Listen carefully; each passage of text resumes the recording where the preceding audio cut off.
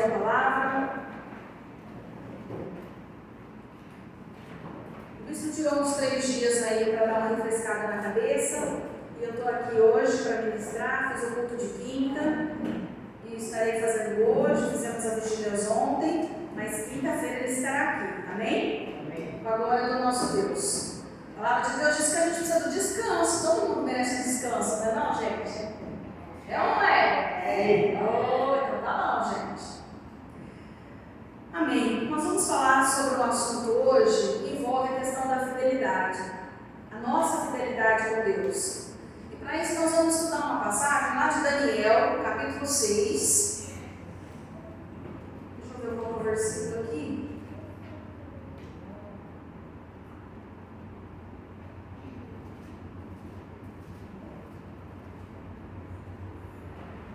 Pode colocar do 4 em diante.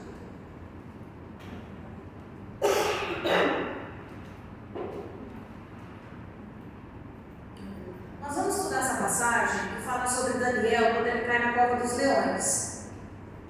E o que acontece? Vamos ler a palavra aqui para a gente poder entender. Verso 4 em diante. Diante disso, os supervisores e os sátrapas procuravam motivos para acusar Daniel e em sua administração governamental, mas nada conseguiram. Não puderam achar nele falta alguma, pois ele era fiel, não era desonesto nem negligente. Finalmente, esses homens disseram: jamais encontraremos algum motivo para acusar esse Daniel, a menos que seja algo relacionado com a lei do Deus dele. Diga graças a Deus. Daniel, se a gente for avaliar a vida dele, ele era... Lembra daquele versículo de Jó, que a palavra de Deus diz que Jó era um homem reto, íntegro, sincero e desviava-se do mal? Daniel era um tipo de pessoa dessa, que desviava-se do mal. A palavra de Deus aqui fala que ele não era desonesto e muito menos negligente. O que é negligenciar? O que é ser negligente? É eu ver uma situação acontecendo, mas eu fingir que não está acontecendo. Sabe quando os problemas vai surgindo na sua vida e você vai deixando ele falar: depois eu vejo sobre isso, deixa pra lá, tem essa sujeirinha aqui, mas depois eu resolvo, depois eu penso sobre ela. Isso é ser negligente. Pode exemplo, uma mãe que negligencia o seu filho, uma mãe que deixa o seu filho passar fome, não troca a fralda, deixa a criança à deriva, deixa a criança aí sem cuidar dela, também é uma negligência. Ou seja, a falta do cuidado gera a negligência. Isso pode ser no seu trabalho, no seu relacionamento conjugal, isso pode ser na sua vida no dia a dia, no seu relacionamento com as pessoas. Então, Daniel, a palavra de Deus diz que ele era esse tipo de pessoa, não negligenciava nada e era uma pessoa honesta. Mas aí é que está. Muita gente acha que o fato de vir à igreja vai nos proteger do mal, vai nos proteger de ter situações difíceis na nossa vida. E esse que é um grande engano, porque a pessoa só é fiel ao Senhor se o Senhor for fiel a ela. Peraí, o Senhor Deus já é fiel conosco. Mas vir à igreja, servir ao Senhor, não significa que a sua vida vai ser um mar de rosas. Não significa que não vai ter problemas na sua vida. Ao contrário, você vai ter sabedoria para resolver os problemas da sua vida. Amém? Então, vir à igreja significa isso. Quando eu digo que eu venho à igreja porque eu acredito em Cristo, Cristo está na minha vida, mesmo com os meus problemas. Aí entra as questões das lutas espirituais. Porque a palavra de Deus diz que Satanás está ao nosso derredor, bramando como leão, só vendo quem ele pode tragar, pegar. Você dá um deslize pequenininho e Satanás já está ali, colocando uma luta, uma dificuldade,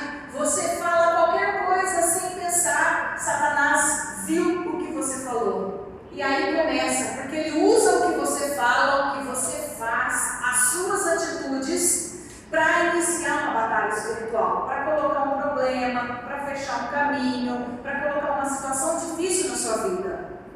Então Satanás ele é isso, porque a palavra de Deus diz que ele veio para roubar, matar e destruir. É isso que ele quer. Satanás quer minar a sua vida espiritual. Satanás quer destruir os seus sonhos. Ele quer dizer que você não pode sonhar, mesmo você sendo filho de Deus. É um erro, é um engano. Ele quer dizer que você não vai ser feliz. É um erro, é um engano. A felicidade é um estado de espírito. A felicidade é você enxergar as coisas que você tem e ser feliz com ela. Tem gente que fala assim: quando eu trocar de carro eu vou ser feliz. Quando eu comprar uma casa eu vou ser feliz. Quando acontecer isso eu vou ser feliz. E eu te digo que não é isso. A felicidade não está em coisas. Nós precisamos começar a observar a nossa vida como ela é. Porque eu preciso ser feliz com o que eu tenho. Não que você não tenha que desejar, almejar coisas maiores na sua vida. Não é isso não. Eu acho que você tem que almejar sim. E a palavra de Deus fala isso, que a gente precisa buscar melhorar. Porém, eu não posso atrelar, juntar a minha felicidade quando eu tiver tal coisa. Eu preciso ser feliz hoje, com quem eu tenho do meu lado, com os meus filhos, com o meu marido, com a minha casa. Ah, mas eu pago aluguel. Então lute para você comprar a sua casa. Porém, não vai ser quando você comprar a sua casa que você vai ser feliz. Entende? Nem sei que eu entrei nesse assunto, mas é o que Deus está falando aqui. Seja feliz agora com o que você tem. Não fique esperando que as coisas vão cair do céu, porque não caem. Amém? Então, Daniel começou aqui, ele começou a enfrentar a realidade de uma luta espiritual. Por quê? Porque Satanás não achou nada para julgar ele. Não achou nenhum erro. A palavra de Deus diz isso. Não acharam nada contra Daniel. Aí falaram assim, ó, a não ser que a gente vê na questão do Deus que ele serve, porque aí pode ser que tenha algum erro. E se Satanás fizer isso com você? Na sua vida, você for corretíssimo. Você paga suas contas em dia, você é uma pessoa honesta, trabalha para conseguir o que você quer na vida, você vai lá no dia da eleição, cumpre seu papel como cidadão, vota, você faz tudo o que tem que fazer, cuida dos seus filhos, leva seus filhos para a igreja, você vem à igreja, tudo certo. Aí Satanás fala, ixi, mas eu não tenho nada para falar dessa pessoa. Vamos ver no Deus que ele serve? Vamos ver na religião dele? Aí Satanás está de olho no que você pensa de Deus. Satanás está de olho em como você se comporta em relação a Deus. Satanás está de olho no que você pensa em relação às pessoas, em relação a tudo. E aí ele pode encontrar uma falha. E essa falha que ele encontrar, ele vai usar contra você. Que foi o que aconteceu aqui. Eles achavam que eles encontrariam uma falha em Daniel, na questão do Deus dele, mas não encontraram. E eu quero perguntar isso para você: será que vai encontrar na sua? Se Satanás começar a observar a sua vida, será que ele vai encontrar alguma falta em você? Não quero que você me responda, isso é para você refletir. Dá um pulinho rapidinho, a gente vai voltar aí, lá em Efésios 6, capítulo 11, porque o Efésios 6:11, ele mostra pra gente como é que a gente luta as nossas lutas espirituais. Se eu tenho um problema espiritual, eu tenho que lutar nas regiões celestiais, amém? Então, olha o que diz aqui. Vistam toda a armadura de Deus para poderem ficar firmes contra as ciladas do diabo.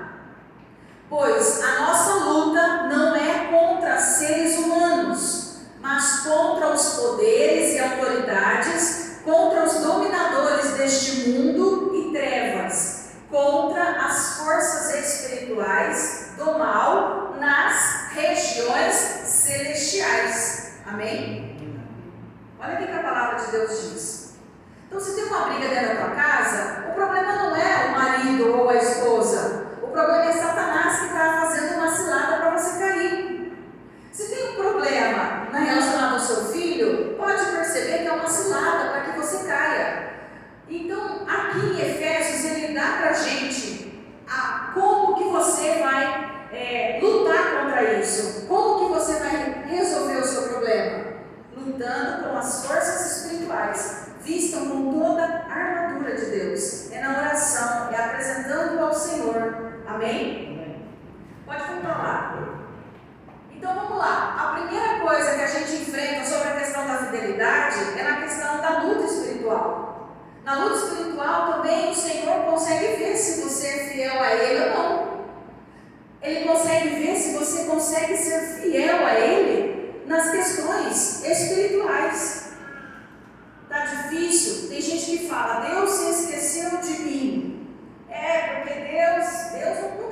de nada.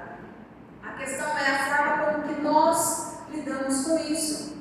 Amém? Então, o que a gente precisa para enfrentar a realidade? Usar a armadura espiritual que o Senhor Deus diz que nós devemos. Eu lembro sempre, você talvez tenha que anotar esse lugar, Efésios 6, 11 e 12, para na sua casa, a hora que começar um problema, você começar a lutar com o diabo. Como é que luta com o diabo? De pé e dizendo: diabo, você não toca aqui, você não toca colar, o meu casamento assim não, os meus filhos, essa situação, isso não pode acontecer. Isso é lutar contra o diabo, gente. É você travar uma guerra sem ver ele, mas você precisa se colocar numa posição de guerra. O que é a posição de guerra? Estar de pé. Quando eu vou travar uma guerra com o diabo, eu nunca oro de joelhos, porque a palavra de Deus diz que o meu joelho tem que se dobrar somente ao Senhor. Só. Está num problema de batalha espiritual? Nada de dobrar o joelho. Levanta e começa a bater os pés e fala: sai, diabo, sai daqui, você não vai pegar, é meu, eu vou tomar posse. É assim, gente. É assim que se luta nas celestiais. Amém? Aí vamos seguir. Deixa eu ver. Nós vamos para o versículo 10 agora. Aí o que é o verso 10? Não, 6, 10.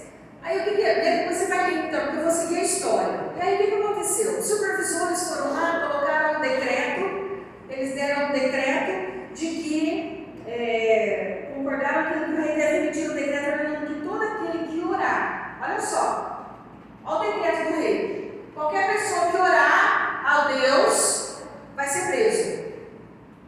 Mas Daniel era o que, gente? Diga: Daniel era fiel. Você acha que ele ficou com medo desse decreto? Sim ou não? Quer me prender porque eu vou orar? Pode prender. Não estou nem aí. Olha aqui o verso 10. Quando Daniel soube que o decreto tinha sido publicado, foi para casa, para o seu quarto, no andar de cima, cujas janelas davam para Jerusalém, e ali fez o que costumava fazer. 3 vezes por dia ele ajoelhava e orava, agradecendo o seu Deus. Diga graças a Deus. Que fé é essa? Que fidelidade é essa? 3 vezes por dia. Vocês sabem que o nosso dia, a gente chama viração do dia, que é quando vira. Vocês sabem quais são os horários dessas virações? 6, 3, 6 da manhã, 9. Não é? 6 da manhã, da madrugada para o dia, meio-dia, que é da manhã para a tarde, e 6 horas da tarde, às 18 horas, que é da tarde para a noite. São as 3 virações do dia. Daniel provavelmente se ajoelhava nesses 3 horários: 6 da manhã, meio-dia e 6 horas da tarde. Ajoelhava com as janelas que estavam viradas para Jerusalém e orava e agradecia a Deus. Quando ele soube do decreto, ele não teve medo. Nós, quando o diabo se levanta contra nós, a primeira coisa que a maioria, eu não posso falar todos, eu não posso generalizar, mas a grande maioria o que faz é: ai, e agora? Eu estou com medo, não vai dar certo, e se acontecer isso, e se acontecer aquilo? A maioria de nós faz isso. Ou murmura: porque eu não quero mais, ou porque é isso, porque não adianta nada, tá vendo? Você vai na igreja, vai, não resolve nada. Isso é tudo murmuração. Daniel não fazia isso. Ele ouviu o decreto, uma cilada que foi armada para pegar ele estava nem aí. Ele foi lá e continuou fazendo exatamente o que ele fazia. Ele honrou a Deus. Às vezes, sabe que falta um pouquinho de honra da nossa parte para com Deus? Quando a gente fala de honra, é interessante tocar nesse assunto, porque o que é honrar, né? Honrar é você dar crédito a Deus. Aí a palavra de Deus fala de honrar pai e mãe. Não fala sobre isso? Aí tem gente que fala assim: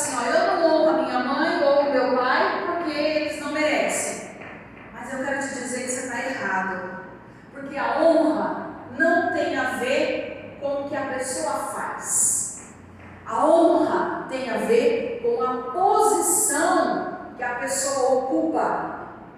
Amém? Entenderam? Vou falar de novo. A honra não tem a ver com quem é a pessoa.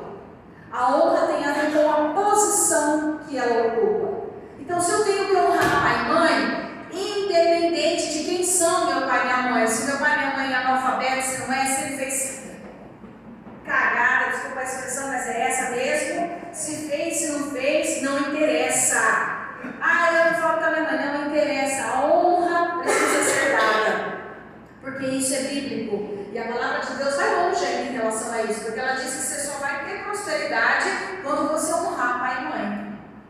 O negócio é uma coisa atrelada na outra. Você quer ter prosperidade na sua vida? Prosperidade não é só ter dinheiro, viu, gente? Prosperidade é você ter uma vida boa, é você ter um dinheiro para você pagar suas contas, você não passar necessidade. Prosperidade é isso. Honre seu pai e sua mãe. E, acima de tudo, honre a Deus. Então, quem é Deus? A posição do nosso Deus Supremo, Deus Todo-Poderoso. Eu tenho que honrar a Ele e honrar com atitudes. Então, o que Daniel fazia 3 vezes por dia, de se ajoelhar, orar e agradecer, demonstrava honra. Amém? Então, assim, Deus, gente, não precisa que a gente defenda o reino dele. Ele só precisa que nós vivemos segundo o padrão que Ele quer, segundo a sua palavra. Se você conseguir obedecer a palavra de Deus, você estará honrando a Deus. Se você conseguir fazer o que Deus pede, você estará honrando a Deus. Amém? Então, assim, a primeira coisa que eu li aqui, que é a primeira lição que a gente tem aqui, que é enfrentar a realidade da vida espiritual, da vida espiritual. A segunda é honrar ao Senhor o tempo todo, e você honra Ele de várias maneiras, orando, adorando, com palavras, falando do nome dEle para outras pessoas, evangelizando. De várias formas você honra a Deus, e com as suas atitudes, sendo um bom filho de Deus. Agora vamos seguir um pouquinho aqui. Então, Daniel não ficou com medo, nem um pouco. Aí nós vamos para o verso, deixa eu ver. Aí o que aconteceu, né, gente? Vamos seguir a história. Daniel fez isso, os meninos lá que estavam observando ele viu que ele estava orando a Deus e fizeram o quê? Mandaram lá para o rei. Ó rei, Daniel não obedeceu o seu decreto. Aí o rei falou assim: como que não obedeceu? Que negócio que é esse? Manda ele lá para a cova dos leões. Pode mandar ele para lá. Pode mandar, porque os leões vão consumir a vida dele. E aí? Tem muito leão aí fora, com a boquinha aberta, só esperando para Esse meu irmão foi de gatinho, né? É mais forte que isso, gente. Mas então, Daniel não teve medo, mesmo sabendo que ele ia parar na cova dos leões. Ele não teve medo. Então é isso. Aí vamos ver aqui, deixa eu ver qual que é o versículo então. Vai no 21.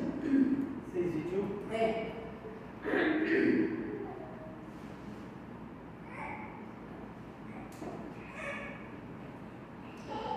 Nesse versículo, Daniel já estava lá dentro da cova, com a cova tampada, já tinha visto os amiguinhos dele, leões. Olha só o que Daniel falou.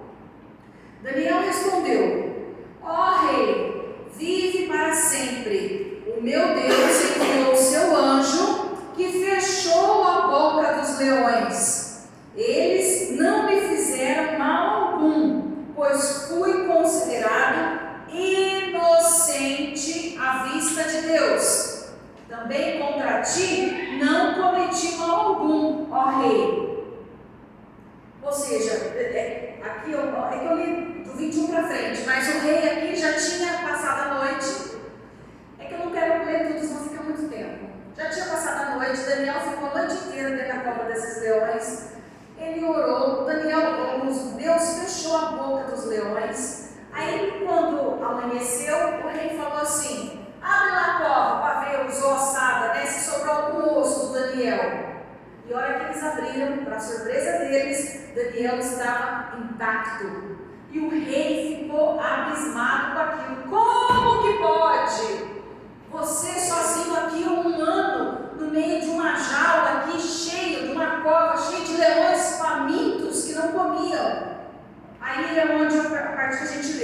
Daniel respondeu para o rei: eu fiz uma oração e o Senhor fechou a boca dos leões e não comeu Daniel. Amém? Olha só, 23. O rei muito se alegrou e ordenou que tirassem Daniel da cova. Quando tiraram da cova, viram que não havia nele nenhum ferimento, pois ele tinha confiado no seu Deus. Isso é de extrema importância. Quando você está passando por um problema, a sua confiança em Deus, ela é muito importante. Deus vai agir conforme você acredita. Eu falei aqui na quinta-feira que o milagre é para quem acredita, não é para todo mundo. Daniel acreditou que se ele fizesse uma oração, Deus fecharia a boca dos leões. Será que quando você está passando por um problema, você acredita fielmente, sabe? Tem aquela fidelidade de falar: eu sei que o Senhor é fiel. Será que você tem a paciência de passar por esse processo, confiando em Deus, sabendo que Ele vai resolver, que Ele vai te ajudar? Eu não sei, é para você refletir. Quero que você reflita para você. Você e Deus. Não é a igreja, é você e Deus. Como que é você e Deus? Como que é a hora que você está com dificuldade? Essa que a gente precisa entender. Aí olha que coisa que mais bonita. Que aí... Então, por ordem do rei, no 24? Tá. E por ordem do rei, os homens que tinham acusado Daniel foram atirados na cova dos leões, junto com as suas mulheres e os seus filhos. E antes de chegarem ao fundo, os leões o atacaram e despedaçaram todos os seus ossos.